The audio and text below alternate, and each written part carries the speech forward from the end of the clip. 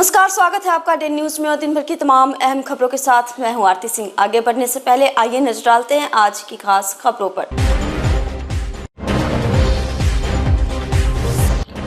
मुस्लिम लड़की ने रचाई मंदिर में शादी, पति रोते रोते पहुंचा एसपी ऑफिस, बोला सर मेरी पत्नी की हो गई है किडनैपिंग।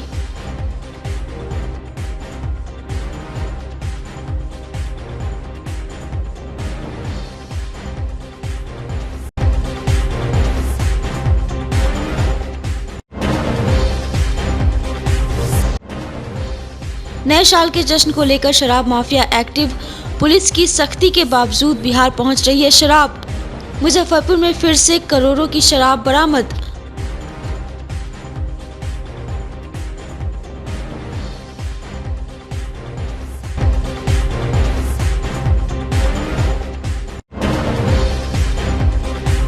और छात्राओं के बीच जमकर चले लात घूसे, तू मैं से शुरू हुआ विवाद, मारपीट तक पहुंचा, वीडियो वायरल। तो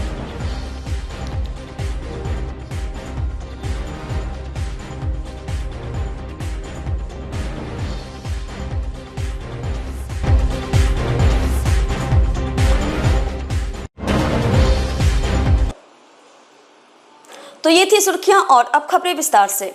मुजफ्फरपुर में प्रेम प्रसंग का एक अनोखा मामला सामने आया है। मजहब की दीवार लांघकर एक ही गांव के रहने वाले लोकेश और शमा परवीन ने मंदिर में हिंदू रीति रिवाज से शादी कर ली। उसके बाद कोर्ट मैरिज भी कर लिया। दोनों बालिग थे तो कोर्ट ने भी उनकी शादी को मान्य बता दिया। लेकिन अब कहानी में एक ट्विस्ट आ गया है। शादी के बाद लड़की अचानक गायब हो गई है। लोकेश के अनुसार लड़की के परिजन अपनी बेटी से मिलना चाहते थे और इसके लिए दोनों को साथ बुलाया, फिर लड़की को लेकर चले गए। अब लड़का अपनी पत्नी की बरामदगी के लिए दर की ठोकरें खा रहा है। औराई थाना इलाके के एक गांव के रहने वाले लोकेश और शमा परवीन कई वर्षों से एक दूसरे से प्रेम करते थे। धर्म अलग होने की वजह से परिजन शादी के लिए तैयार नहीं हुए। उसके बाद शमा के परिजनों ने उसे सूरत अपने रिश्तेदार के पास भेज दिया। वहीं लोकेश सूरत पहुंच गया और फिर दोनों वहां से दिल्ली भाग गए। दोनों ने हिंदू रीति रिवाज से मंदिर में शादी की। उसके बाद 30 हजारी कोर्ट मैरिज की। इधर लड़की के परिजनों ने मुजफ्फरपुर के गायघाट थाना क्षेत्र से लड़की के अपहरण का आरोप लगाते हुए गायघाट थाने में मामला दर्ज कराया। शादी के बाद लोकेश और शमा अपने गांव आए तो गायघाट और औराई की पुलिस दोनों को अपने साथ ले गई। कोर्ट में लड़की का बयान दर्ज कराया गया। कोर्ट में लड़की ने लोकेश से शादी की बात स्वीकार करते हुए साथ रहने की बात कही। दोनों बालिग थे तो कोर्ट ने दोनों को साथ रहने का आदेश दे दिया। दोनों गांव में साथ रहने लगे, लेकिन अब लड़की अचानक गायब हो गई है। एडिशनल एसपी पूर्वी शहरयार अख्तर ने बताया कि मामला सामने आया है। लड़की कहां से गायब हुई है ये जांच कर रहे हैं। युवक का कहना है कि लड़की के परिजनों ने गायब किया है, लेकिन सभी बिंदुओं पर जांच की जा रही है। हमारे जो ससुर लगेंगे बाबर अली राइन नया गांव के पूर्व मुखिया हैं औराई के, वो हमारे पे प्राथमिक दर्ज किए थे 12 तारीख को गायघाट थाने में जाकर के एक फॉल्स एलिगेशन की अपहरण करके हमारी पुत्री को जो है रखे हुए हैं। हम लोग क्या किया, 16 तारीख को हम यहाँ बिहार आए मुजफ्फरपुर।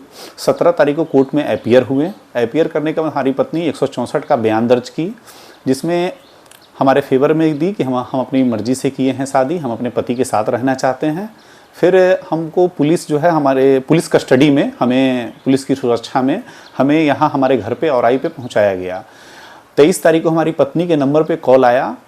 हमारे ससुर भी फ़ोन किए हुए, हमारी सास भी फ़ोन की हुई। हमारे ससुर का नाम बाबर अली राइन है, सास का नाम सबीला खातून है। फ़ोन आया कि आप आइए मिलने के लिए। भाई परिवार है तो हम भी चले गए मिलने के लिए साथ में। यहाँ से हम 1 बजे निकले हैं, जिसकी CCTV फुटेज भी है हमारे पास।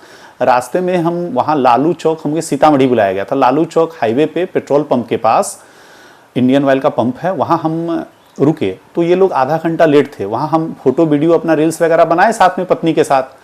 वहाँ क्या हुआ, ये लोग पहुँचने के बाद क्या कि जो है कुछ बातें हुई कि आप ऐसा किए वैसा किए, पीछे का जो स्टोरी है आप इस तरीके से ले गए उस तरीके से ले गए।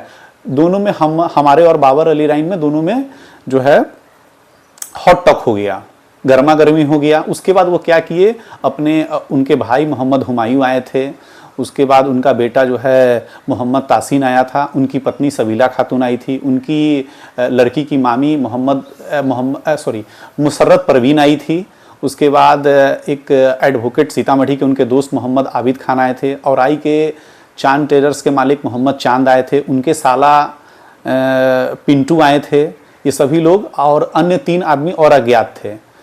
ये क्या किए, अपने मतलब भाई को बोले, हुमायूं को, कि इसको गाड़ी में लोकेश जी की गाड़ी से निकाल करके अपनी गाड़ी में बैठाओ, जिसकी गाड़ी का नंबर है BR06DM 2080, जिससे हमारी पत्नी का अपहरण करवाए हैं बाबर अली राइन। उसके बाद BR06C भी 2148 व्हाइट कलर का अल्टो है, जिसमें अन्य अभियुक्त जो उनके साथ आए थे अपहरण करने की नियत से, जो हमारी पत्नी को जबरन वो वहां से ले गए।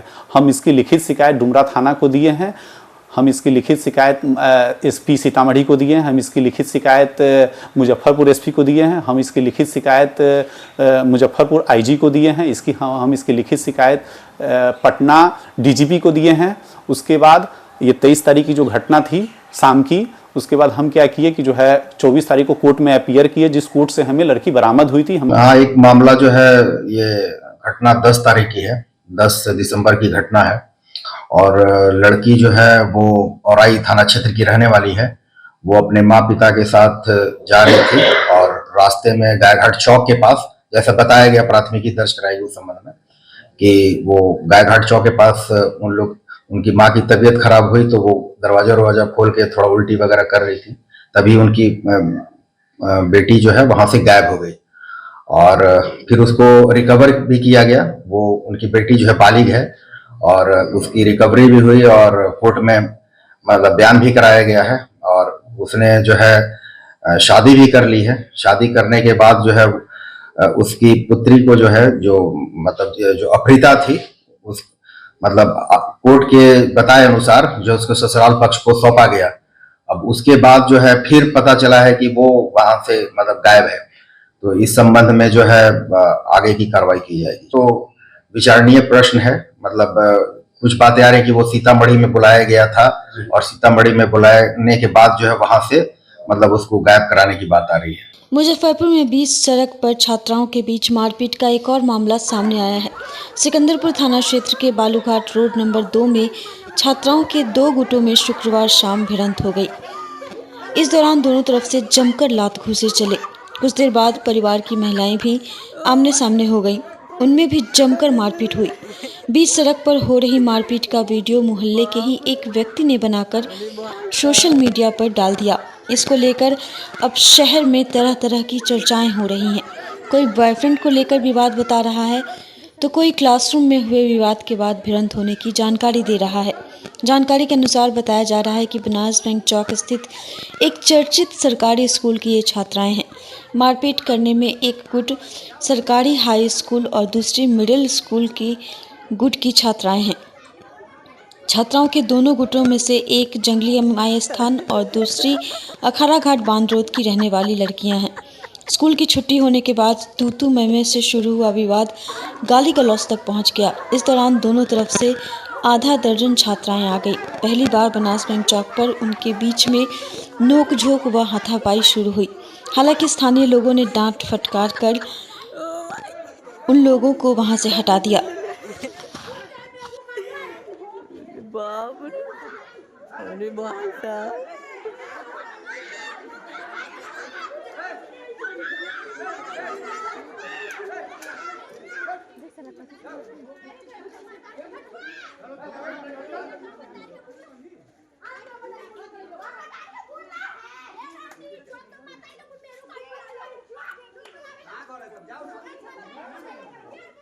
नए साल के जश्न के लिए बड़े पैमाने पर शराब तस्करी की आशंका मद्य निषेध एवं निबंधन विभाग ने जताई है। इसको लेकर विभाग ने चेतावनी जारी की है। सभी सीमाई जिलों से संपर्क करने और तस्करी के नेटवर्क के खिलाफ छापेमारी व कार्रवाई का निर्देश उत्पाद अधिकारियों को दिया गया है। इसके बावजूद शराब माफिया नए नए पैंतरे आजमाकर कारोबारी दारू को बिहार ला रहे हैं। मुजफ्फरपुर के बेला इंडस्ट्रियल एरिया में पुलिस ने एक ट्रक शराब बरामद की है। गुप्त सूचना के आधार पर पुलिस ने फेज 2 में छापेमारी कर यह कार्रवाई की है। बताया जा रहा है कि शराब को नए साल में परोसने की तैयारी थी, जिस पर पुलिस ने पानी फेर दिया है। पुलिस ने मौके से 2 लोगों को गिरफ्तार किया है, जिसकी पहचान बंगाल के मुर्शिदाबाद जिले के मोहम्मद दाऊद नबी और मुजफ्फरपुर के कुढ़नी थाना क्षेत्र के संजय पासवान के रूप में हुई है। जब्त शराब करीब 1 करोड़ रुपए की आंकी गई है। शराब को छिपाने के लिए धंधेबाज ने फैक्ट्री की सामग्री लकड़ी का बुरादा को बोरियों में भरकर और फिर इसे आगे और ऊपर में बिछा दिया था। बेला थानेदार रंजना वर्मा ने बताया कि 8,600 लीटर से अधिक शराब जब्त की गई है। जब्त शराब पंजाब हरियाणा निर्मित है और इसको राजस्थान के ट्रक में लोड करके झारखंड के रास्ते मंगाया गया था। पुलिस इस मामले में शराब के धंधेबाज को चिन्हित कर आगे की कार्रवाई में जुटी हुई है। ये कल गुप्त सूचना के आधार पे एक बड़े 10 चक्का ट्रक का सूचना था कि इस पे विदेशी शराब लाया गया है। फेज 2 में एक अपूर्वा केमिकल्स है, उसमें उतारने की सूचना मिली, जिसके बाद कार्रवाई करने के उपरांत चालक, गाड़ी चालक और गाड़ी का खलासी गिरफ्तार किया गया है और ट्रक से लगभग 8,731 लीटर विदेशी शराब बरामद हुआ है और 950 कार्टून में ये और फुल पैक किया हुआ था। भूसी वगैरह से इसको ढक के रखा गया था छुपाकर। और बाकी अन्य लोगों का भी नाम आया है, जिसकी हम लोग जाँच कर रहे हैं। कहाँ से लाया गया था इसको? कहाँ से? इस पे शराब पे तो पंजाब और चंडीगढ़ का सेल लिखा हुआ है, लेकिन चालक बताने में सक्षम नहीं है। उनका कहना है कि ये हमने बीच से गाड़ी डुमरी झारखंड से हमने गाड़ी रिसीव की है, उसके पहले गाड़ी कहाँ से चली है इसकी जानकारी चालक देने सक्षम नहीं है। बाकी जांच चल रहा है। डिलीवरी करना था अपूर्वा केमिकल्स। फेज 2 में एक कंपनी है जहाँ इसको उतारना था, लेकिन उसके पहले ही हमारे द्वारा कार्रवाई करके इसको शराब के साथ गाड़ी और चालक खलासी के साथ सामानों को जब्त करके गिरफ्तारी दिखाई। जो पकड़े गए कहाँ के रहने वाले? एक कुढ़नी क्षेत्र का है जो खलासी के रूप में यहाँ आया था और एक पश्चिम बंगाल का चालक है जो इस काम के लिए स्पेशली उसको लालच देकर इसको काम करवाने के लिए वहाँ से बुलाया गया था। कैसे स्टोर किया गया था शराब को? स्टोर किया गया था बाहरी परत, इस पे लकड़ी का खुन्नी को 2 लेयर डाला गया है, फ्रंट में और अप साइड में, और ट्रक के अंदर प्लाईबोर्ड का सील बंद नट से कसकर एक घर नुमा स्पेस बनाया गया है, कमरे नुमा, पूरी तरह से पैक, उसके अंदर शराब रखा। बिहार में पुलिस और शराब तस्करों के बीच आए दिन लुका छिपी का खेल चल रहा है, लेकिन इसके बावजूद तू डाल डाल मैं पात पात की तर्ज पर पुलिस शराब तस्करों और कारोबारियों को पकड़ने में कामयाब हो ही जाती है। मुजफ्फरपुर रेल पुलिस ने एक शराब तस्कर को पकड़ा, जिसकी तस्करी का अनोखा तरीका देख पुलिस भी हैरान रह गई। गोदिया ट्रक में बैठकर जैकेट में छिपा शराब ले जा रहे 6 तस्करों को गिरफ्तार किया गया। जीआरपी की टीम ने उनके पास से बड़ी मात्रा में शराब पकड़ी है। मुखबिर की सूचना के आधार पर जीआरपी थानाध्यक्ष रंजीत कुमार के नेतृत्व में गोदिया एक्सप्रेस में छापेमारी की गई। इस दौरान 319 पीस टेट्रा पैक के साथ 6 को पकड़ा गया। पकड़ाए आरोपी समस्तीपुर जिले के रहने वाले हैं। पुलिस के अनुसार सभी अपने जैकेट में छिपाकर शराब ले जा रहे थे। बनारस से शराब लेकर गोदिया एक्सप्रेस में चढ़े थे, जिसे समस्तीपुर पहुंचाना था। जीआरपी के अनुसार मामले में आगे की कार्रवाई की जा रही है। गिरफ्तार दारू कारोबारी की पहचान चंद्रभूषण कुमार, संजय पासवान, प्रभात कुमार सिन्हा, सुमन कुमार, नरेश कुमार राम और अमरजीत कुमार के रूप में हुई है, जो सभी समस्तीपुर जिले के रहने वाले हैं। पुलिस की माने तो नए साल में खपाने के लिए यूपी से टेट्रा पैक शराब बिहार लाई गई थी। फिलहाल रेल पुलिस इन सभी की कुंडली खंगाल रही है। अभी 9 वर्ष को देखते हुए रेल पुलिस अधीक्षक महोदय के निर्देशानुसार आने जाने वाले ट्रेनों पर विशेष निगरानी रखी गई थी।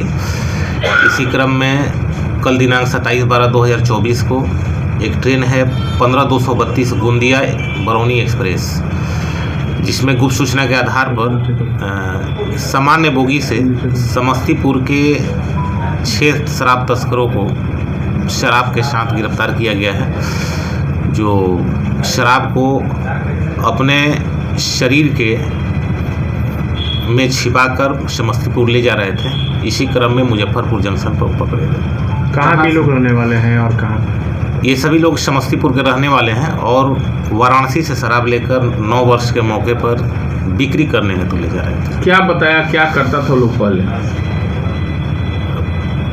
ये लोग पूरा विस्तृत तो नहीं बता पाए, लेकिन इनका मुख्य धंधा जो हम लोग पता किए वो शराब बिक्री ही था। जो दूसरे प्रदेश से ला के? हाँ, दूसरे प्रदेश से ला करके शराब बिक्री करने का इनका ये था। जैकेट का जो इस्तेमाल ये लोग कर रहे थे, ये कहाँ से कहीं से बनवाते थे या फिर अलग टाइप का बना? हाँ, ये जैकेट बनवा के उसमें पुलिस से बचने के लिए, क्योंकि ठंड का समय है, जैकेट के अंदर आसानी से उसको ले जाया जा सके। जिसमें कुल हमारे यहाँ 319 पीस टेट्रा पैक है, 57.42 लीटर अंग्रेजी शराब की बरामदगी हुई है, जिसमें उनको गिरफ्तार कर न्यायिक हिरासत में भेजा जा चुका है। इसमें कोई शराब का कारोबारी नहीं, ये सभी लोग बिक्री वाले हैं, खुद ला करके बेचते थे। मुजफ्फरपुर शहरी इलाके में बाइकर्स गैंग और चैन स्नेचर्स एवं कोढ़ा गिरोह का आतंक चरम सीमा पर पहुंच गया है। प्रतिदिन कहीं न कहीं छिनतई व चोरी की घटनाएं सामने आ रही हैं। इसको लेकर सिटी एसपी, ग्रामीण एसपी समेत स्पेशल टास्क फोर्स का गठन किया गया है। इस टास्क फोर्स में शहर के सभी थानों से एक पुलिस अधिकारी के अलावा जवानों को भी शामिल किया गया है। कुल मिलाकर 9 पुलिस अधिकारियों की एक टीम बनाई गई है, जिसका नेतृत्व सिटी एसपी स्वयं करेंगे। वे हर दिन टास्क फोर्स की कार्रवाई का जायजा लेंगे। इस टीम का मुख्य लक्ष्य आपराधिक घटनाओं में शामिल गिरोहों के सरगनाओं और उनके सहयोगियों को जल्द से जल्द गिरफ्तार करना है। हालांकि अभी तक टीम को कुछ विशेष सफलता नहीं मिल पाई है। तमाम टीम को मुंह चिढ़ाते हुए अपराधियों ने काजी मोहम्मदपुर थाना क्षेत्र के Kalambagh road Thakur nursing home के पास कार सवार एक डॉक्टर से कैश एवं लाखों की ज्वेलरी उड़ा दिया। पुलिस इस मामले में सीसीटीवी के आधार पर अपराधियों की पहचान करने में जुटी है। डीएसपी टाउन सीमा देवी ने बताया कि अपराधियों की तलाश में पुलिस की अलग अलग टीम छापेमारी कर रही है। काजी मोहम्मदपुर में पिछले 1 महीने में 2-3 घटनाएं हमारी हुई हैं। 2 छिनतई हुई हैं। कल एक गाड़ी से कुछ डॉक्यूमेंट और पैसे निकाले गए हैं। तो उसमें मोडस ऑफ ऑपरेंडी वही है कि उनका ध्यान भटका के चेहरे पे थूक के या ये कह के कि आपका मोबाइल गिर गया है, ये कह के पैसे लिए जा रहे हैं और या छिनतई हो रही है। तो उसके लिए हम लोगों ने एक ड्राफ्ट किया है कि एक तो 112 को और गश्ती गाड़ी को हमने थोड़ा एक्टिव किया है कि वो लोग गाड़ी से उतर के लगातार रोको टोको अभियान चलाएं। दूसरा, हम लोग वायरलेस को अपना एक्टिव कर रहे हैं कि अगर कोई ऐसी सूचना मिलती है तो तुरंत उस पर हम उसको फॉलोअप करते हुए उस वाहन को रुकवा सकें। तीसरा, हमारा लोगों से भी अपील है कि किसी के बहकावे में ना आए। और दूसरा, जब आप किसी भी बैंक से एटीएम से पैसे निकालें तो आसपास देख ली कोई आपकी रेकी ना कर रहा हो, क्योंकि पुलिस हर व्यक्ति के साथ खड़ी होनी संभव नहीं है। हमने अपनी क्यूआरटी को भी बैंक वगैरह में लगाया, एटीएम में लगाया, साइबर, महिला और SC/ST थाना सब एटीएम चेकिंग में भी लग रहे हैं, बैंक चेकिंग में भी जा रहे हैं। लेकिन इवन देन अगर आपको आगे पीछे कोई रेकी कर रहा है, अपने पैसे को सुरक्षित रखना आपकी अपनी भी जिम्मेदारी है। तो आप ये इंश्योर कर ले कि आपका कोई पीछा नहीं कर रहा है, कोई एक ही बाइक बार बार आपकी आगे पीछे नहीं लगी। अगर ऐसी संभावना लग रही है तो आप गाड़ी साइड लगाइए, 112 को कॉल कर दीजिए। या एटीएम में भी कहीं लगता है कि आपको ट्रैप किया जा रहा है, फंस गए आप या आपका एटीएम ही फंस गया है, तो आप बजाय एटीएम कार्ड को बैंक में छोड़ के बाहर निकलने के 112 को कॉल करिए, पुलिस आएगी, उसके बाद ही अपना एटीएम या पैसा लेके आप निकलिए। कल जो घटना घटी है वो मोबिल फेंकने का बहाना किया गया था। वो मोबाइल, हाँ मोबिल फेंकने का था कि मोबिल नहीं था, वो मोबाइल था कि मोबाइल आपका गिर गया है। तो उसमें क्या हुआ कि तीनों ही लोग गाड़ी छोड़ के निकल गए और जबकि गाड़ी लॉक भी नहीं की है। तो वहाँ लापरवाही थोड़ी चालक के द्वारा और उनके स्वामी के द्वारा हुई है, लेकिन अल्टीमेट बात वही हुई है कि उनका पैसा वैसा निकला है। तो हमने केस दर्ज किया है उसमें। गिरोह चिन्हित हो पाए कि किस प्रकार की? गिरोह नहीं, हमारे पास फुटेज आई है, उसमें कुछ हुलिया थोड़ा सा एक आदमी का आया है। बाकी हम सीसीटीवी फुटेज पे आगे काम कर रहे हैं। क्लियर अगर जैसे हमें उसका रूट हम देख रहे हैं कि किधर से आया और किधर उसका एग्जिट गया है, क्लियर जब निकल जाएगा तो हम आगे कार्रवाई इसमें करेंगे। बनाई गई गिरफ्तारी के लिए? गिरफ्तारी के लिए हुआ है कि जितने भी हमारे जैसे ग्रामीण क्षेत्र में अगर होता है तो ग्रामीण एसपी सर या टाउन क्षेत्र में हमारा हो रहा है तो नगर एसपी सर जो हैं उनके नेतृत्व में कुछ टीमें बनी है, जिसमें सारे SHO और SDPOs रहेंगे ताकि इस शहर में होने वाली घटनाओं पर नियंत्रण किया जा सके। बिहार के पटना में अटल जयंती समारोह में महात्मा गांधी की भजन रघुपति राघव राजा राम को लेकर हंगामा हो गया था। भजन गायिका देवी को माफ़ी मांगनी पड़ी। जय श्री राम के नारे लगाने पड़े, तब जाकर मामला शांत हुआ और कार्यक्रम दोबारा शुरू हुआ। इस घटना पर महागठबंधन के नेताओं ने आपत्ति जताई है। राजद जिलाध्यक्ष रमेश गुप्ता ने कहा कि भाजपा की सरकार महात्मा गांधी और डॉक्टर भीमराव अंबेडकर को नहीं मानती है, यह नाथूराम गोडसे के नारे लगाती है। इससे उनका चरित्र उजागर होता है। वहीं माले नेता सूरज कुमार सिंह ने कहा कि आप नफरत के बीज रोपेंगे तो नफरत का ही फसल काटेंगे। हो सकता है यह भाजपा की खुद साजिश हो। उसने खुद प्लानिंग कर पहले देवी से गाना गवाया, फिर उससे माफ़ी मंगवाई। यह देश के लिए शर्मसार कर देने वाली घटना है। इसके लिए भाजपा को सबके सामने माफ़ी मांगनी चाहिए। की जो सरकार है, बीजेपी की जो सरकार है, जनसंघ की जो सरकार है, इस सरकार में महात्मा गांधी जी के, आपको याद होगा जब इस सरकार बनी थी, नाथूराम गोडसे का नारा पार्लियामेंट के अंदर लगाने का काम किया था। और इन लोगों ने डॉक्टर भीमराव अंबेडकर के बारे में जो गृह मंत्री है क्या बोले थे उसको देख रहे हैं। इसे चरितार्थ हो रहा है, उनके चरित्र का माने वर्णन हो रहा है, उनके चरित्र का उजागर हो रहा है कि ये महात्मा गांधी हों, चाहे क्या कहते हैं कि भीमराव अंबेडकर जी हों, इन लोगों को ये मानने वाले नहीं हैं। ये देश आज़ादी में इन लोगों का योगदान रहा नहीं है, इसलिए इन लोगों के बारे में उनके सामने कोई महत्व नहीं है। गायिका जो देवी थी उनको भी माफ़ी मांगना, हाँ माफ़ी क्या करेगी जब जहाँ सब लोग उसी तरह के जो लोग हैं वहाँ, और जबकि देश नहीं दुनिया के तमाम लोगों ने महात्मा गांधी को बापू के नाम से जान रहे हैं। और आपको याद होगा कि जिस समय राष्ट्रपति बराक ओबामा थे अमेरिका के, उन्होंने महात्मा गांधी के पुस्तक को सिरहानी में रख के सोते थे और बोलते थे कि कुछ दिनों के बाद ये पता चलेगा कि हार मांस के बने हुए महात्मा गांधी नहीं थे, भगवान के रूप में लोग इनको जानेगा। और उसके बारे में ऐसी टिप्पणी और उनके भजन को गाने पर देवी को माफ़ी मांगना पड़ा, इस देश के लिए दुर्भाग्यपूर्ण है। संघ ने जिस नफरत के बीज को इस देश के अंदर में बोया है, अब वो उसको फसल के रूप में काट रहे हैं।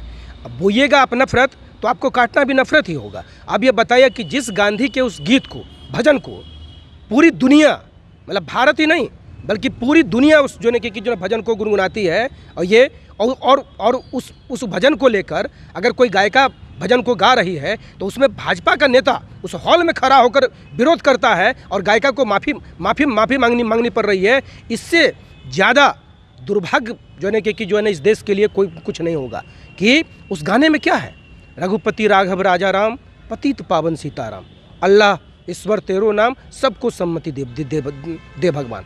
ये अब ये समझ आइए कि ये इनकी जो नफ़रत की जो पॉलिटिक्स है, नफ़रत की जो राजनीति है, ये राजनीति पहले अंबेडकर को संसद के भवन के अंदर में खड़ा होकर अमित शाह ने उनको कहा। अब ये लगातार गांधी को भी टारगेट कर रहे हैं। एक्चुअली है क्या ना कि भाजपा आरएसएस के पास अपने इतिहास में जान जाइए, उनके अपने कोई आइकॉन नहीं है, अपने कोई आइडियल नहीं है। वो चूँकि वो उनका जो आइडियल है वो तो हिटलर है, वो तो समझिए बेनितो मुसोलिनी है। तो अब इस तरीके का विवाद को खड़ा करके और ये जान रहिए, ये उनका बिल्कुल सोची समझी एकदम प्लान करके वो चीज़ों को चलाते हैं। ऐसा नहीं है कि कोई नेता खड़ा हुआ और उसने विरोध कर दिया और कहा कि माफ़ी मांगिए, जी नहीं, वो बिल्कुल प्लान करके ये सब काम करते हैं कि हमको क्या करवाना है। हो सकता है कि देवी से खुद ये गवाए भी होंगे, उसके बाद खड़ा होकर उन्होंने एक मतलब कि विवाद पैदा कर दिया इस पूरे मामले को लेकर और ये किया। इसलिए देश से भारतीय जनता पार्टी को, आरएसएस को, पूरे राष्ट्र से माफ़ी मांगना चाहिए। उनको इस पूरे कृत्य के लिए अपने नेताओं पे कार्रवाई करनी चाहिए और पूरे देश से माफ़ी मांगनी चाहिए, जिसने गांधी के साथ जिसने कि इस तरीके का काम किया। आई ग्लैम मिस्टर इंडिया यूनिवर्स 2024-25 के राष्ट्रीय स्तर के विजेता शहर के ऋतिक कश्यप शनिवार को मुजफ्फरपुर पहुंचे। मुजफ्फरपुर जंक्शन पर गाजे बाजे के साथ उनका भव्य स्वागत किया गया। पूर्व महापौर भाजपा नेता सुरेश कुमार ने मुजफ्फरपुर जंक्शन पर गाजे बाजे के साथ स्वागत किया। ऋतिक कश्यप यहां से सीधे बाबा गरीबनाथ के दर्शन करने पहुंचे। उसके बाद लक्ष्मी चौक स्थित महालक्ष्मी मंदिर में दर्शन कर घर पहुंचे। आपको बता दें कि कोलकाता में पिछले दिनों प्रतियोगिता हुई थी, जिसमें देश के सभी राज्यों से प्रतिभागी शामिल हुए थे। इसमें राष्ट्रीय स्तर पर ऋतिक कश्यप मॉडलिंग में विजेता बने। उन्होंने बताया कि अब अंतर्राष्ट्रीय स्तर पर प्रतियोगिता होगी, जिसमें वे भारत का प्रतिनिधित्व करेंगे। पूर्व महापौर भाजपा नेता सुरेश कुमार ने बताया कि ऋतिक की उपलब्धि ने मोहल्लों के साथ ही जिले का मान बढ़ाया है। हार्ड प्रतियोगिता था, जीतने में बहुत ज़्यादा ही मुश्किल हुई, लेकिन जिसका दृढ़ निश्चय साथ होता है वो हमेशा ही जीतता है। किस तरह की प्रतियोगिता में विजेता हुए हैं? सर मॉडलिंग की प्रतियोगिता थी, राष्ट्रीय लेवल थी, नेशनल मिस्टर इंडिया यूनिवर्स के हम विनर है, आएगा मिस्टर इंडिया यूनिवर्स। कितने दिन से इस तरह की प्रतियोगिता के लिए प्रयास किए थे? सर लास्ट 1 साल से मैंने इस प्रतियोगिता के लिए मेहनत की है। इससे पहले मिस्टर बिहार में आइगलम का मैं ब्रांड एम्बेसडर भी बना हूँ, साथ ही साथ मैं एक स्पोर्ट्स प्लेयर भी हूँ, तो जिसको मैं खेलता हूँ। कितने लोग के बीच में? सर यह पूरा नेशनल लेवल का है सर, इंडिया भर के लोग आए थे, ये 3 स्टेटों में हुआ था, पहले डिस्ट्रिक्ट होता है, फिर स्टेट, फिर नेशनल, और साथ ही साथ मुझे इंटरनेशनल जाने का मौका मिला है 2025 में। कहाँ के लोग खेले वहाँ पे?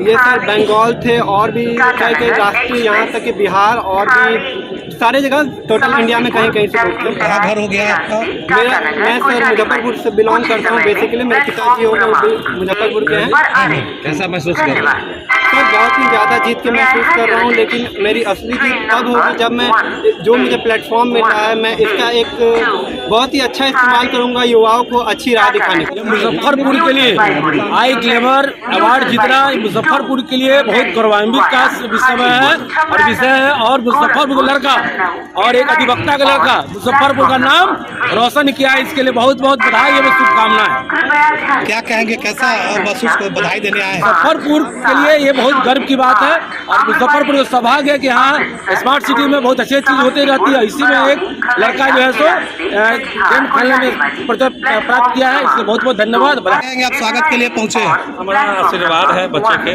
और क्या हम बोले, कैसा लग रहा है? उत्साह कितनी है? राष्ट्रीय स्तर के प्रतियोगिता में बेटा विजयी हुआ है। अब ये जाने हमारा तो आशीर्वाद है, इसके साथ महसूस कर खुशी महसूस कर रहे हैं, और हम कहीं करें कि बच्चा मेरा नाम किया, मुजफ्फरपुर का नाम किया। कहाँ घर हो गया आपका? पूरा ब्रह्मपुरा का नाम किया, ब्रह्मपुरा लक्ष्मी चौक पर मेयर साहब के बगल में। मुजफ्फरपुर के साहिबगंज नगर के माई स्थान मंदिर स्थित एक विवाह भवन में शनिवार शाम व्यावसायिक संघ द्वारा सम्मान समारोह का आयोजन किया गया, जिसका उद्घाटन विधायक डॉक्टर राजू कुमार सिंह, नगर के सभापति जेपी गुप्ता, पूर्व मुखिया कृष्ण कुमार गुप्ता, डीलर संघ के प्रखंड अध्यक्ष विकेश कुमार सिंह, अरुण कुमार व सामाजिक कार्यकर्ता दीनानाथ कुमार ने संयुक्त रूप से किया। इसके उपरांत सामाजिक कार्यकर्ता दीनानाथ कुमार, पूर्व मुखिया कृष्ण कुमार गुप्ता व अरुण कुमार ने विधायक व अन्य अतिथियों को सम्मानित किया। मौके पर आयोजित समारोह को संबोधित करते हुए भाजपा के जिला उपाध्यक्ष राम नरेश मालाकार ने कहा कि विधायक राजू सिंह ने साहिबगंज को नगर बनाने, अपराधियों से लोगों को मुक्ति दिलाने, साहिबगंज बाजार को जाम से मुक्ति दिलाने समेत कई अन्य काम किए। उन्होंने कहा कि अब देवरिया व जाफरपुर भी नगर पंचायत बनेगा। ये तो साहिबगंज के व्यवसायिक संघ के द्वारा किया गया था, और हमेशा से साहिबगंज के व्यवसायी व्यक्तिगत मुझसे जुड़े रहे हैं, और उन्होंने इस चीज़ को दिखाया है। और वो तो सम्मान सही मायने में पूछा जाए तो साहिबगंज का सम्मान है, ये मेरा सम्मान समारोह नहीं, साहिबगंज का है। जिला साहिबगंज के बनाने के लक्ष्य निश्चित रूप से जिस समय वो ताकत आई मेरे हाथों में, जब जो ताकत आई है उसको किया हूँ, और मैं उसी दिन अपने आप को सम्मानित समझूंगा जिस दिन साहिबगंज जिला बन जाए। ये तो सच्चाई है, आप सब जानते हैं। आपके भाई भी शाही जी हमारे मित्र हैं, वो जंगल राज के खिलाफ वो भी आवाज़ बुलंद किए हैं, साथी रहे हैं। क्या सच्चाई नहीं है कि साहिबगंज में जंगल राज था? जंगल राज बिहार में कहने का था, हकीकत में जंगल राज साहिबगंज में था। बाप के सामने बेटी का बलात्कार, भाई के सामने भाई की हत्या, देवरिया में शाहबान खान जी की हत्या, साहिबगंज में तंजिला खातून की बलात्कार, सुरेश मारवाड़ी की हत्या। क्या सच्चाई नहीं है? ये इससे मुक्ति तो राजू सिंह जी ही दिलवाए हैं। देवरिया और जाफरपुर को नगर पंचायत बनाने की बात कर रहे थे। हाँ, एक पारू छूट गया था, पारू भी है। विधायक जी के सोच में साहिबगंज के बाद देवरिया, जाफरपुर और पारू प्रखंड ये तीनों नगर पंचायत हो, ताकि विकास की गति बढ़े।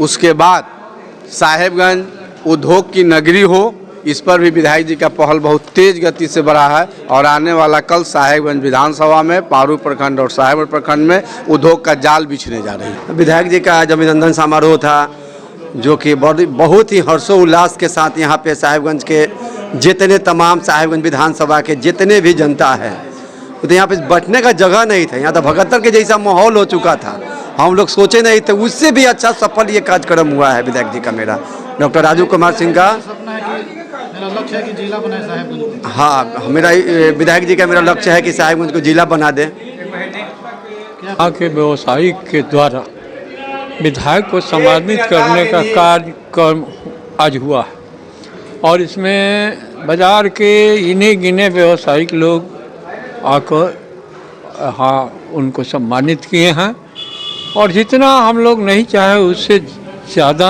लोग उपस्थित हुए और उनको सम्मानित किए। क्योंकि विधायक जी के यहाँ आने से हम लोग को माई स्थान का काफ़ी विकास हुआ। उसके बाद पवन गुप्ता का ट्रांसफ़र कराना था, विधायक जी ने उसको 2-3 रोज के अंदर में ट्रांसफ़र कराकर पारू ले गए।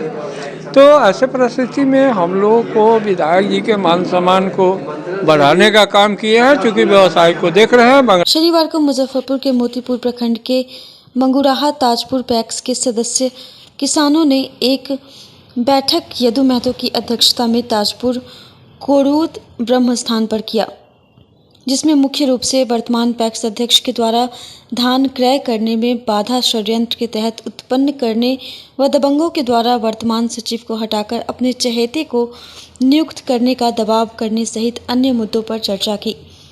वह किसानों ने वर्तमान पैक्स अध्यक्ष कामेश्वर मिश्रा को सभा में बुलाकर पैक्स संचालन में आने वाली समस्याओं को जाना। किसानों ने अधिकारियों पर राहुल कुमार पूर्व सचिव पर दर्ज मुकदमे पर कुंडली मारकर बैठने का आरोप लगाते हुए आगामी 5 जनवरी को मुख्यमंत्री नीतीश कुमार की प्रगति यात्रा कार्यक्रम में मिलकर अपनी समस्या को रखने की बात कही। मौके पर राजा राम महतो, श्याम बाबू कुशवाहा, विमल कुमार, महेंद्र तिवारी, जयलाल राम, प्रभु भगत, शिवपूजन पटेल, दिलीप कुमार तिवारी, अभिजीत सिंह, टुनटुन सिंह सहित दर्जनों किसान मौजूद थे। हम यही कहना चाहते हैं कि हम लोग जो दरखास्त देते हैं किसी ऑफिस में जाकर, थाना में या जिला पदाधिकारी के यहाँ, वो हमारा नहीं सुनता है, नहीं सुना जाता है। और जो हमारे साथ धोखा करते हैं, हमारे साथ जो गद्दारी करते हैं, उनका बहुत जल्दी सुन लेते हैं। तो क्या बात है, ऐसा कौन सा भाषा हम जानना चाहते हैं जिस भाषा में जैसे हमारे पदाधिकारी हमारे आवाज़ को सुने। अगर आपकी बात नहीं सुनते हैं तो आप क्या करेंगे? अगर हमारी बात नहीं सुने तो हम 5 तारीख को मुख्यमंत्री आने वाले हैं, उनके राह पर जाकर के हम धरना प्रदर्शन करेंगे, सोएंगे उनके राह पर। क्या दिक्कत है आपको? क्या दिक्कत है? बहुत दिक्कत है कि हम लोग का धान जो क्रय हुआ है, जो हम लोग पैक्स में बेचे हैं, हम लोगों को दलाल कहा जा रहा है, बिचौलिया कहा जा रहा है, अनेकों प्रकार से गाली दिया जा रहा है विपक्ष के द्वारा, जो राहुल कुमार द्वारा, जोगिंदर ठाकुर द्वारा, जो पहले के अध्यक्ष थे, सचिव थे, उनके द्वारा गाली दिया जा रहा है। और हमारा पैसा लेकर के बैंक में जमा किए, वो बैंक का कोई आज तक पता नहीं है, न दरोगा जी खोज पाए, न जिला पदाधिकारी खोज पाए। वो बैंक आज कहाँ है, नेशनल है या इंटरनेशनल बैंक में जमा किए हैं, जिसका कोई पता नहीं चलता है। फैक्स का इतना दिन जो राहुल कुमार थे, बिना हम लोग का पैसा ठग ठुक कर खाता खुलवाए, हम लोग को कुछ पैसा नहीं दिए, कहते तुम लोग का पैसा लेके खा गया। अब वो लोग फिर हैरान कर रहे हैं, हम लोग का फंड नहीं चलने दे रहे। अच्छा, तो इसके लिए आपके लोग क्या कर रहे हैं? आज तो फैसला बोलो बैठक हुआ, उसमें क्या बैठक में हम लोग जो आगे रहेगा उसके संग में जाएंगे, मिश्रा जी के संग में रहेंगे, मिश्रा जी का संग में हम लोग रहेंगे। हम लोग पैसा, हम लोग का फैक्स नहीं चलता, हम लोग किसान हैं, किसान का हम लोग कुछ मुआवजा नहीं मिल रहा है। आज किसानों के बैठक में किसान लोगों ने एकत्रित होकर मुझे दूरभाष पर खबर दिए, सूचना दिए कि अध्यक्ष जी आपके ऊपर जो अन्याय अत्याचार हो रहा है, इसके विरुद्ध में हम लोग आज बैठक कर रहे हैं, आप आइए। हमने आए, किसानों ने अपनी बात रखा है, उन सारी बातों को मैं सुना हूं और उन लोगों ने आग्रह किया है कि बिंदुवार आप इन सारी बातों पर प्रकाश डालें। मैंने जो भी था, जो पूर्व पैक्स अध्यक्ष के पुत्र राहुल कुमार, जो एक प्रबंधक के लिए दावा कर रहे हैं, हमारे ऊपर अनावश्यक दबाव बना रहे हैं कि मुझे प्रबंधक रख लीजिए, जो मैं नहीं रख रहा हूं। जो प्रबंधक हैं वर्तमान में, मैं उन्हीं को रखा हूं, उन्हीं से काम काज चल रहा है। इसके लिए उन्होंने मुझे बराबर धमकी दे रहे हैं कि मैं आपके लड़के पर, आप पर नाजायज तो हमको धमकी दे रहे हैं। तो मैं आकर अपनी बात को भी रखा हूं और इस धमकी के भय से आज किसी तरह के अशोभनीय काम नहीं हो, इसलिए मैं थाना को भी सूचना किया कि मुझे मोटरसाइकिल से पीछा करके तंग तबाह शुरू कर दिया। मैं अपने घर से निकला तो पीछे से मोटरसाइकिल पर चढ़ करके राहुल कुमार बोले कि अगर मैं प्रबंधक नहीं रखते हैं तो मैं आपके खिलाफ बहुत बड़ा कार्रवाई करूंगा, और पहले से भी इनके ऊपर कई तरह के मामले मुकदमे हैं। एआईडीएससी ने शनिवार को अपना 71वां स्थापना दिवस मनाया।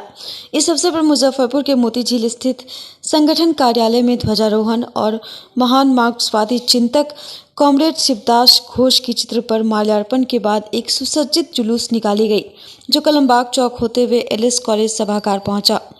स्थापना दिवस कार्यक्रम को संबोधित करते हुए संगठन के केंद्रीय परिषद के कार्यालय सचिव प्रशांत कुमार ने कहा कि धर्मनिरपेक्ष, वैज्ञानिक और जनवादी शिक्षा के बिना एक बेहतर समाज का निर्माण संभव नहीं है। नवजागरण और आज़ादी आंदोलन के तमाम मनीषियों एवं क्रांतिकारियों ने ऐसी शिक्षा व्यवस्था के लिए संघर्ष किया था। इन मनीषियों और क्रांतिकारियों के सपनों को साकार करने के लिए एआईडीएसओ अपनी स्थापना के समय से ही संघर्षरत है। डॉक्टर कुमार विरल ने अपने गीतों के माध्यम से वर्तमान संकटग्रस्त समाज में छात्रों को एकमात्र उम्मीद बताया। सभा में बीपीएससी अभ्यर्थियों पर लाठीचार्ज के खिलाफ और उनके न्याय संगत आंदोलन के समर्थन में एक प्रस्ताव रखा गया, जिसे सर्वसम्मति से पारित किया गया। मौके पर एलएस कॉलेज के हिंदी विभाग के सेवानिवृत्त अध्यापक डॉक्टर वीरेंद्र कुमार सिंह, एआईडीएसओ के केंद्रीय परिषद के कोषाध्यक्ष शमसुल आलम, बिहार राज्य सचिव विजय कुमार, जिलाध्यक्ष शिव कुमार, अली अख्तर, अभिषेक कुमार, मोहम्मद अहमद, तरन्नुम खातून सहित संगठन से जुड़े सैकड़ों लोग मौजूद थे। आज हम लोग all India democratic students organization का 71वां स्थापना दिवस आयोजित किए हैं। जिला कार्यालय मोती झील से झंडोत्तोलन और हमारे जो शिक्षक पथ प्रदर्शक शिवदास घोष उनके तस्वीर पर पुष्पांजलि करने के बाद जुलूस निकालकर एलएस कॉलेज के सभागार में आए हैं। हमारा छात्र संगठन अपने स्थापना काल से शिक्षा के निजीकरण, व्यापारीकरण, सांप्रदायिकरण के खिलाफ संघर्षरत है, आंदोलन कर रही है। आज देख रहे हैं कि लगातार कॉलेज यूनिवर्सिटी में फीस बढ़ रही है, शिक्षा महंगी हो रही है, सिलेबस में कटौती हो रही है, उसमें चेंज किए जा रहे हैं, साइंटिफिक आउटलुक को ख़त्म किया जा रहा है, इतिहास को विकृत किया जा रहा है, बच्चों के अंदर से सामाजिक चेतना, सोच को ख़त्म किया जा रहा है। इसलिए एआईडीएसओ पूरे देश भर के अंदर में आज के दिन स्थापना दिवस के मौके पर संकल्प लेता है कि पूरे देश भर के अंदर में कॉलेज यूनिवर्सिटी में छात्र छात्राओं को संगठित करके आगे और भी तेज आंदोलन को संगठित किया जाए। शनिवार को लालू विचार मंच के 31वें स्थापना दिवस कार्यक्रम का आयोजन मुजफ्फरपुर के गोला स्थित रामभजन शाह बाजार में किया गया। कार्यक्रम का उद्घाटन उपस्थित गणमान्य लोगों ने दीप प्रज्वलित कर किया। इस दौरान देश में आर्थिक सुधारों के महानायक पूर्व प्रधानमंत्री डॉक्टर मनमोहन सिंह के चित्र पर पुष्प चढ़ाकर भावभीनी श्रद्धांजलि अर्पित की गई। साथ ही 2 मिनट का मौन रख उनकी आत्मा की शांति के लिए प्रार्थना की गई। वहीं कार्यक्रम के माध्यम से उनको भारत रत्न देने की मांग की। मौके पर मंच के राष्ट्रीय अध्यक्ष शिवचंद्र राम, पूर्व विधायक केदार प्रसाद गुप्ता, राजद जिलाध्यक्ष रमेश गुप्ता, अजय कुमार राम, डॉक्टर राम बाबू सिंह, सुरेश राम भोला, रेणु सहनी, रंजीत रजक, रविंद्र प्रताप शाह सहित मंच से जुड़े दर्जनों लोग मौजूद थे। स्थापना दिवस मनाया गया, क्या कुछ कहिएगा? आज लालू विचारधारा का जो कार्यक्रम हुआ है, शिवशंकर जी उसके राष्ट्रीय अध्यक्ष हैं। यह विचारधारा जनजीवन को प्रोत्साहित करने के लिए लालू जी के विचार जो कर्पूरी जी का विचार था, लालू जी का विचार जो लोहिया जी का विचार था, अर्थात समाजवादी विचारधारा को लेकर लालू जी ने आज तक बढ़ा। और मैं समझता हूँ कि एको अहम दूजो नास्ती, लालू जी की तरह समाजवादी नेता कोई ना है अभी, ना आगे होने का उम्मीद लगता है। उनके लड़के तेजस्वी जी इस काम को पकड़े हैं, आगे बढ़े हैं। लालू विचारधारा का अर्थ होता है कि अंत्योदय, नीचे से लोगों को ऊपर उठाओ, वो चाहे किसी जाति का हो। मैं नहीं जानता हूँ कि कोई ब्राह्मण, राजपूत, क्षत्रिय, भूमिहार, क्या उसमें गरीब नहीं है कि उनको कोई पूछेगा नहीं? तो हम लोग उनको पूछेंगे। क्या पिछड़ों में, हरिजनों में, आदिवासियों में धनी नहीं है, अमीर नहीं है, लुटेरे नहीं है? उनको छोड़ना होगा तो उनको हम छोड़ेंगे, परंतु सम्मान ढंग से इज्जत करने वाले लोगों को लेकर चल करके भारत की समानता को, भारत की महानता को कायम रखेंगे। इसलिए आज लालू विचार मंच का यह स्थापना दिवस मेरे समझ से लालू जी के विचारधारा से, कर्पूरी लोहिया के विचारधारा से सराहनीय है। इसमें स्थापना दिवस है। ये 1993 28 दिसंबर को लालू विचार मंच का हम यही धरती है राम भजन शाह मार्केट, वो पहले घर था, उसी पर स्थापना मैं किया था यहाँ पर, जो आज 7 राज्य और 27 जिला में बिहार के चल रही है। हमारा विचार है और मैं प्रण किया हूँ कि लालू जी के जो विचार है, जो दूसरा आज़ादी का प्रतीक है, दूसरी चेतना का प्रतीक हैं, मैं उनके विचार को जन जन तक पहुँचाने का निर्णय लिया हूँ। और आज फिर साल भर का कार्यक्रम, यदि डॉक्टर मनमोहन सिंह जो पूर्व प्रधानमंत्री है उनकी निधन हो गई है, जो कि मैं आपको इस चीज़ को नहीं दिया क्योंकि शोक सभा है, राष्ट्रीय शोक है, इसमें मैं स्थापना दिवस का फिर से आगे इस पर फरवरी में इस पर करूँगा। लेकिन आज जो शैक्षणिक व्यवस्था है, राजनीतिक चेतना है और आर्थिक चेतना है, लोगों को समृद्धता है, उस पर मैं लालू विचार मंच को कार्यकर्ताओं को मार्गदर्शन दूंगा कार्य करने के लिए, और साथ में हम भी खड़े होंगे।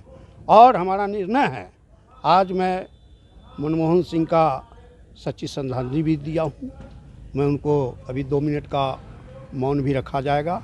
मैं डॉक्टर मनमोहन सिंह को भी आज मैं भारत के राष्ट्रपति से भारत रत्न की उपाधि इनको मिलना चाहिए, चूँकि अभी तक जितने भी प्रधानमंत्री हुए हैं उनमें सबसे अच्छे और आर्थिक नीति के प्रधानमंत्री रहे हैं। मुजफ्फरपुर भाकपा माले नगर सचिव और नगर कमेटी सदस्य शाहनवाज हुसैन उर्फ नौशाद ने शनिवार को तिरहुत आयुक्त से मिलकर जिले के थोक फर्टिलाइजर विक्रेता की जांच कराने से संबंधित एक मांग पत्र सौंपा। भाकपा माले नगर सचिव सूरज कुमार सिंह ने कहा कि अभी खेती किसानी का समय है और इस समय किसानों को सबसे ज़्यादा डीएपी की ज़रूरत होती है। अभी सीजन में 23 सितंबर को पारस डीएपी, 28 सितंबर को बीपीएल डीएपी, 30 सितंबर को आईपीएल डीएपी, 25 दिसंबर को क्रिप्को डीएपी, 26 दिसंबर को किसान डीएपी का रेक स्थानीय नारायणपुर अनंत में लगा और वहीं से अशोक टायर एजेंसी और चिराग एजेंसी समेत कई और थोक विक्रेता ने डीएपी को वहीं से खुदरा विक्रेताओं को 1500 रुपये में बेचा और इसके साथ ही 1 लाख के डीएपी के साथ 4 लाख का साइड प्रोडक्ट भी थमा दिया।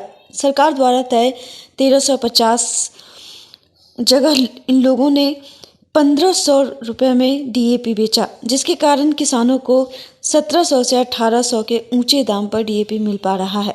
ये भ्रष्टाचार की पराकाष्ठा है, जिसमें अधिकारी और ये थोक विक्रेता करोड़ों की उगाही किसानों से कर रहे हैं। इसको हमारी पार्टी कतई बर्दाश्त नहीं करेगी। अगर अविलंब जांच कर इनके लाइसेंस को खत्म करते हुए इनसे सरकारी राशि की रिकवरी नहीं की गई तो पार्टी आंदोलन में जाने को बाध्य होगी। आज भाकपा माले के 2 सदस्यों वाला प्रतिनिधिमंडल माननीय आयुक्त महोदय से मिलकर और उनको एक मांग पत्र सौंपा है, जिस मांग पत्र में हम लोगों ने ये सवाल उठाया है कि सितंबर, अक्टूबर, नवंबर, दिसंबर ये जो महीना है ये खेती का समय होता है और इस खेती के समय में खेतों के लिए सबसे ज़्यादा डीएपी की मांग होती है। ऊपर से इस ज़िले को पर्याप्त जो डीएपी आ रहा है, इसके बावजूद भी डीएपी की कालाबाजारी हो रही है और डीएपी नीचे किसानों को 1700-1800 रुपये में मिल रहा है। सरकार का जो निर्धारित मूल्य है वो 1350 रुपया है। 1350 रुपया में सरकार जो है तय की हुई है कि डीएपी किसानों को मिलेगा। यहाँ जो मुजफ्फरपुर ज़िले के जो थोक जो फर्टिलाइज़र विक्रेता हैं, जिसमें अशोक टायर से लेकर और चिराग एजेंसी, इन सब तरीके के जो लोग हैं, ये तमाम लोग अपने यहाँ से ही रिटेलर दुकानदारों को 1500, 1550 में डीएपी बेच रहे हैं। अब रिटेलर दुकानदार नीचे ले जाके उस डीएपी को 1700-1800 में किसानों को बेच रहा है और किसान पूरा त्राहिमाम है। विगत जो है 8/10/2024 को हम लोगों का एक प्रतिनिधिमंडल, पार्टी का एक प्रतिनिधिमंडल जिलाधिकारी महोदय से हम लोग मिले थे और हम लोगों ने कहा था कि इस ज़िले के जो 6 थोक जो फर्टिलाइज़र विक्रेता हैं, इनकी जो है कि जांच ज़रूरी है जांच कीजिए कि इनको कितना डीएपी मिला सरकार से, और इन तमाम लोगों ने खुदरा किन दुकानदारों को कितना डीएपी दिया, इसकी जांच होनी चाहिए। लेकिन जिलाधिकारी महोदय ने उस जांच की जिम्मेवारी एडीएम राजस्व को दे दी, और एडीएम राजस्व से हम लोग बार मिलते रहे, लेकिन वो जांच नहीं किए। उसके बाद एक बार फिर मुलाकात हुई जिलाधिकारी महोदय से, तो उन्होंने कहा कि ठीक है, हम एसडीओ पूर्वी साहब को कह देते हैं, वो जांच कर लेंगे। लेकिन उसके बाद भी कोई जांच नहीं हुई। हमने एक आरटीआई लगाया है कि इस ज़िले में को कितना डीएपी मिला, कितना डीएपी किस थोक दुकानदारों को दिया गया, और वो थोक दुकानदार किस रिटेलर दुकानदारों को जो है कि कितना डीएपी दिया, ये जो है कि आप एक सूचना दे दीजिए। वो सूचना तक नहीं दिया गया। आखिर जो ये तमाम थोक विक्रेता लोग, ये अशोक टायर एजेंसी से लेकर और ये तमाम लोग जो हैं, ये तमाम लोग कहते हैं कि हम जिला कृषि पदाधिकारी को जेब में लेकर चलते हैं। तो ये जो तमाम तरीके की जो घटनाएं जो घट रही हैं, ये तमाम घटनाएं इस तरफ इशारा कर रही हैं कि ये जो कह रहा है ये बिल्कुल सही कह रहा है, नहीं तो अब तक तो जांच हो गया हुआ रहता। क्या कारण है कि जिलाधिकारी महोदय ने जांच नहीं करवाया? क्या कारण है कि आरटीआई के तहत जवाब नहीं दिया जा रहा है?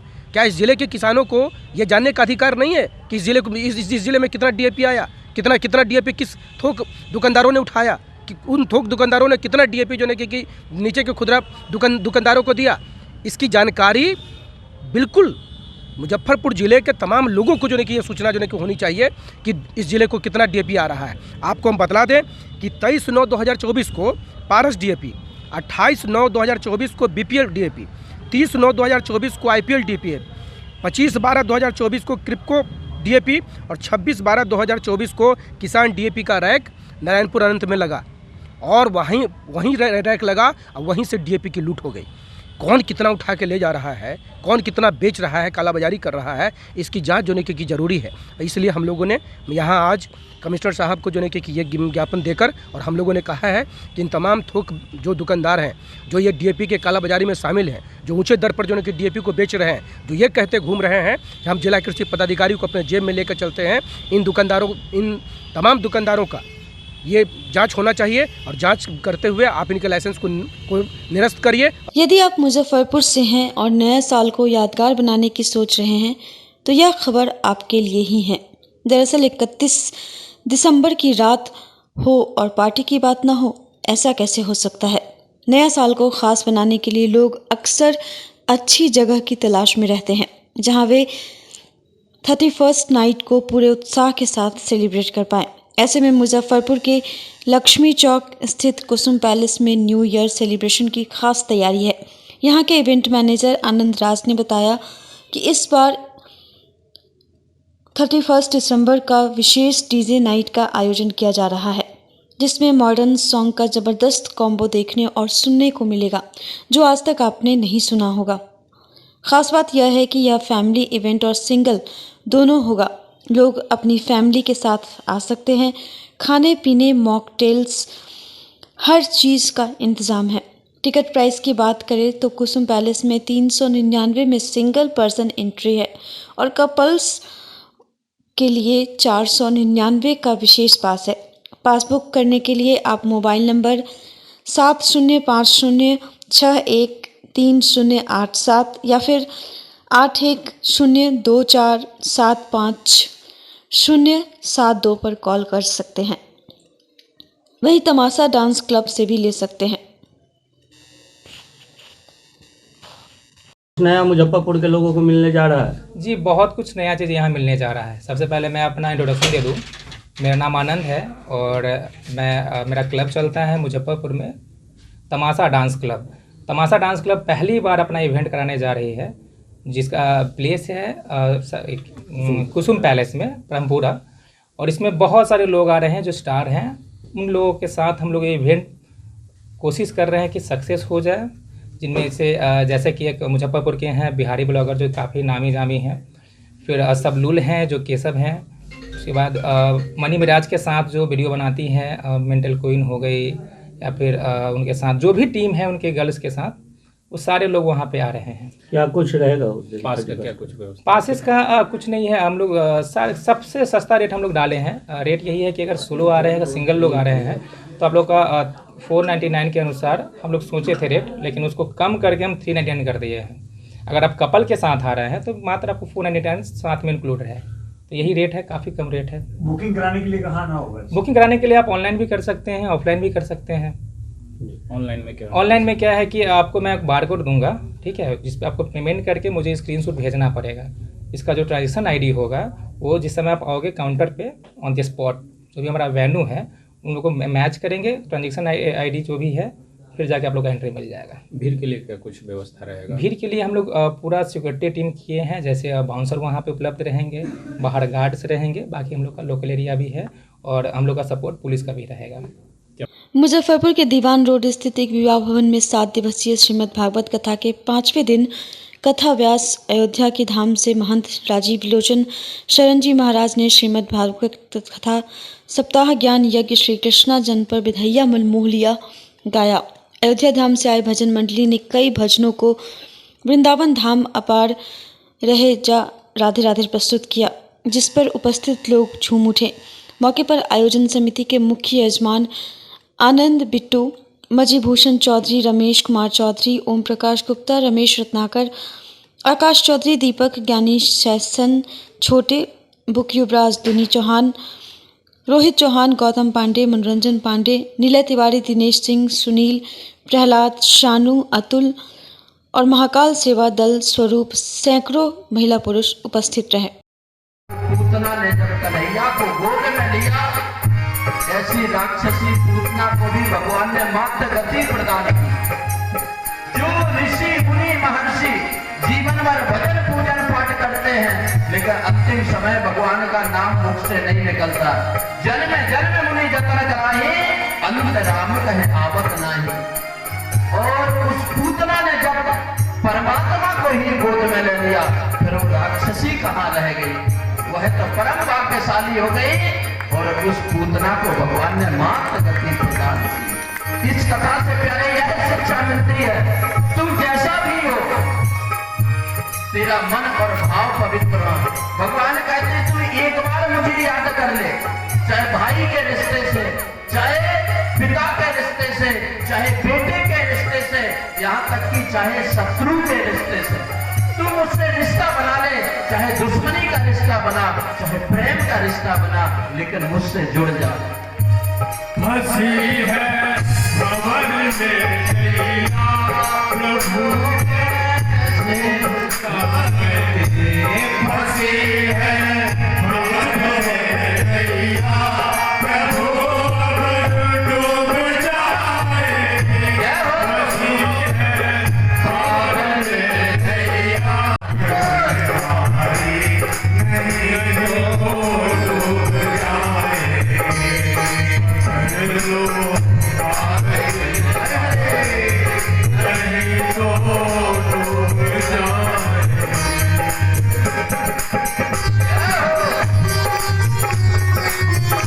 आज की खबरों में बस इतना ही। कल फिर मिलेंगे कुछ नई खबरों के साथ। तब तक के लिए हमारी न्यूज़ टीम को दीजिए इजाज़त। नमस्कार।